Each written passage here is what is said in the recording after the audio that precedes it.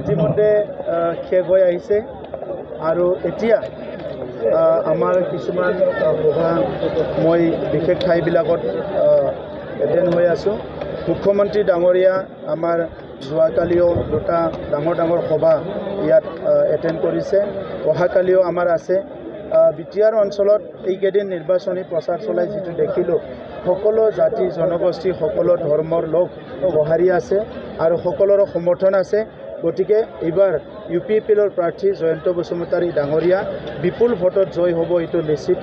কাৰণ জয়ন্ত বসুমতাৰী ডাঙৰীয়াই অকল UPPL BJP SGPৰ প্ৰাৰ্থী নহয়, এইকেইদিনত যিটো ডেভেলপমেণ্ট হৈছে, প্ৰায় 65টা সংগঠন, ছাত্ৰ সংগঠন, জাতীয় সংগঠন, সামাজিক সংগঠন চবেই মিলি পেলাই আমাৰ প্ৰাৰ্থীক সমৰ্থন দিছে। আৰু যোৱা 17টা বছৰ BPFৰ যি সময় আছিলে, এই সময়খিনি বিটিআৰ অঞ্চলৰ ৰাইজৰ কাৰণে বহুত দুখৰ এটা সময় আছিলে, য'ত উন্নয়ন বুলি একো হোৱা নাই। দুৰ্নীতি, ভ্ৰষ্টাচাৰ, হিংসা, ভয়, দমন নীতিৰে তেখেতসকলে চৰকাৰ চলাইছিলে। আৰু এইটোকে বেয়া পাই পেলাই অনাবৰো মানুহবিলাকে নৱশৰণীয়া ডাঙৰীয়াক দুবাৰকৈ লোকসভাত ভোট দিছিলে। কিন্তু দেখিবলৈ পালে যি কথাবিলাক নৱশৰণীয়া ডাঙৰীয়াই কৈছিলে, এটাও কাম কৰিব নোৱাৰিলে। না শান্তি ঘূৰাই আনিব পৰাৰ কাৰণে তেখেতে কাম কৰিলে, না ভূমিৰ পাট্টা তেখেতে দিব পাৰিলে, না নিৰাপত্তা ৰাইজক দিব পাৰিলে, না সমন্বয় কিবা এটা কাম কৰিব পাৰিলে। এই কথাবিলাক প্ৰমাণ হোৱাৰ পিছত বিটিআৰ অঞ্চলৰ 35 লাখ জনসাধাৰণে দৰং ওদালগুৰি সমষ্টিত BJPৰ প্ৰাৰ্থী দিলীপ শইকীয়া ডাঙৰীয়াক ভোট দিছে। আৰু কোকৰাঝাৰ লোকসভা সমষ্টিত UPPL প্ৰাৰ্থী জয়ন্ত বসুমতাৰীক ভোট দিবলৈ সকলো মানসিকভাৱে সাজু হৈছে। চাওক, হাগ্ৰামা মহিলাৰ কথাটো এতিয়া বহুত কয় মানুহবিলাকে। হাগ্ৰামা মহিলাৰ যাদু লাঠিডাল ভাঙি গ'ল, নাঙলো ভাঙি গ'ল, যাদু লাঠিডালো ভাঙি গ'ল। হাগ্ৰামা মহিলাৰ একো ইয়াত ৰোল নাই। আপুনি চাওক, কোনটো সমষ্টিত তেখেতৰ মানুহ আছে? মানুহটো নাই। জয় মুছাহাৰী জইন হ'ল, চন্দন ব্ৰহ্মৰ নিচিনা মানুহ জইন হ'ল, আৰু আধা BJPত গ'ল, আধা আমাৰ তাত আহিল। গতিকে আৰু ক'ত আছে মানুহ? আজি আমি শক্তিশালী হৈছোঁ, BJPয়ে শক্তিশালী হৈছে, কাৰণটো হ'ল তেখেতৰ মানুহবিলাক চব গুচি গৈছে।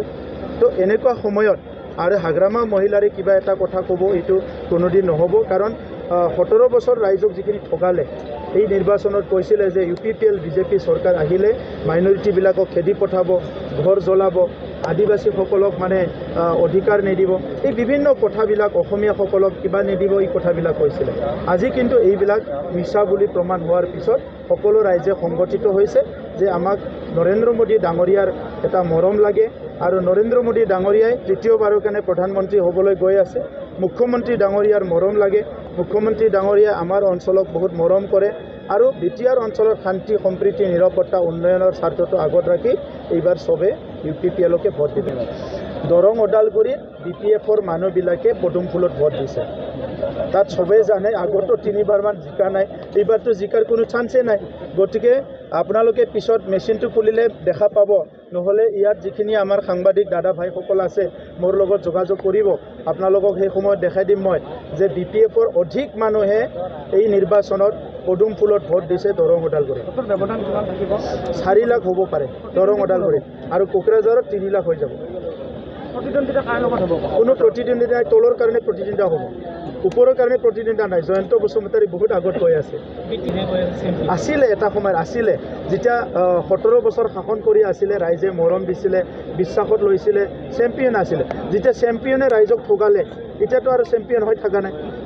আমাৰ কিমান ৱৰ্ল্ড কাপ চেম্পিয়ন, কিমান চেম্পিয়নবিলাক জিৰ' হৈ গ'ল এতিয়া। তো এতিয়া তেখেতে চেম্পিয়ন হয়তো আছিলে আগতে। চেম্পিয়ন থকা সময়ত ৰাইজক মৰম দিব লাগিছিলে, সন্মান কৰিব লাগিছিলে, বিশ্বাসত ল'ব লাগিছিলে, একো কৰিব নোৱাৰিলে, এইকাৰণে চেম্পিয়ন জিৰ' হৈ গ'ল। এইটোতো কথা মই কৈ আছোঁ যে 17 বছৰত তেখেতসকলে শাসন কৰি মাটি বাৰীৰ অধিকাৰ দিব নোৱাৰিলে, মাত্ৰ 15,000ক দিলে। আমি এতিয়া 1,14,000 পৰিয়ালক মাটিৰ পাট্টা দিছোঁ। কিমান? 1,14,000। BPFৰ সময়ত কিমান? 17 বছৰত 15,000। আমাৰ 3টা বছৰত 1,14,000। তেখেতে সিটোকে কৈ ভোট লৈছিলে, উচ্ছেদ কৰিব, ঘৰ জ্বলিব। এটা উদাহৰণ দিয়কচোন আপোনালোকে।